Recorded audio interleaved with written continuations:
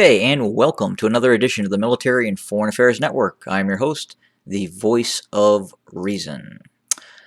So, in this episode, I first want to read a message from the United States State Department in regards to the upcoming elections that may be taking place inside of Ethiopia, if you would like to call them elections. So, again, from the United States State Department, the United States is gravely concerned about the environment under which these upcoming elections are to be held. The detention of opposition politicians, harassment of independent media, partisan activities by local and regional governments, and the many inter-ethnic and intercommunal conflicts across Ethiopia are obstacles to a free and fair electoral process and whether Ethiopians would perceive them as credible.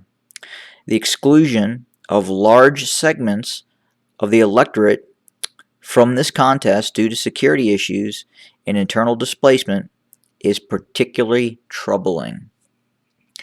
Well, let's start in the Tigray region, where 6 to 7 million people living in the Tigray region will probably have significant difficulty in voting, and that vote may be, in fact, manipulated. And then as well in the Oromo region. Again, as the State Department memo had stated, many of these politicians are currently in jail and are not able to actually run in this election. But the fighting continues. The Eritrean army, who is the dominant force inside of the Tigray region, is acting with impunity in terms of utilizing starvation as a method of control. And the United Nations believes that as many as 6 million people could be at risk of starving to death at some point. And many are currently already starving to death as we speak.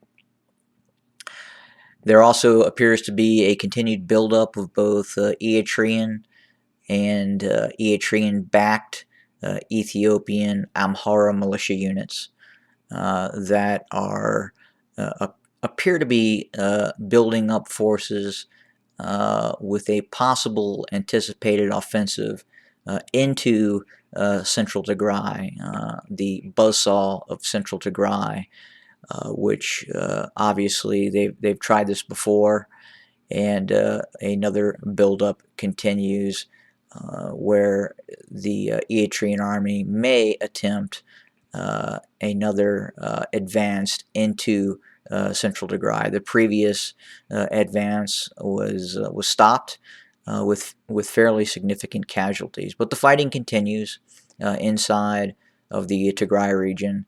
I would not define it as a lull, but more of the methodology of tactics that the Tigrayan Defense Forces are using. Again, this is a guerrilla warfare. This is guerrilla war in which the Tigrayan Defense Forces are fighting two state entities, the Eritrean army and the remnants of the Ethiopian army and the Amhara militias, which are now dominating the Ethiopian army proper, so to speak.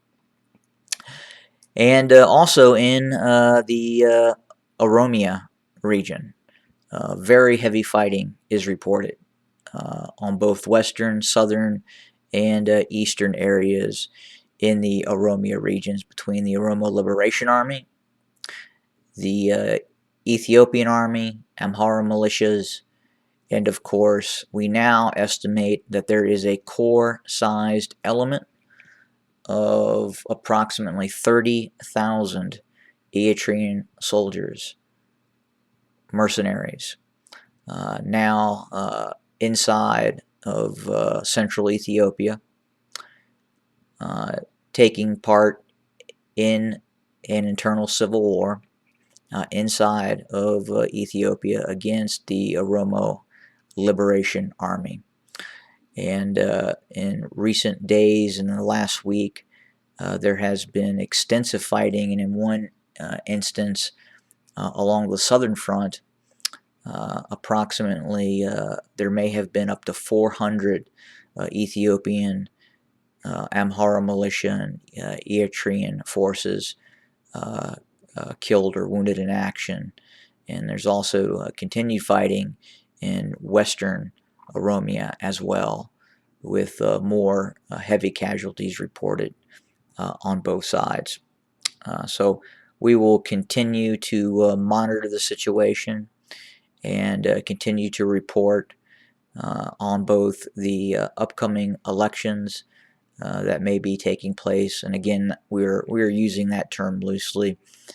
This is more or less a grab of power by both Eritrea and Abiy Ahmed and the Prosperity Party under the guise of elections to turn Ethiopia into an authoritarian dictatorship, much the way current Eritrea is in fact led.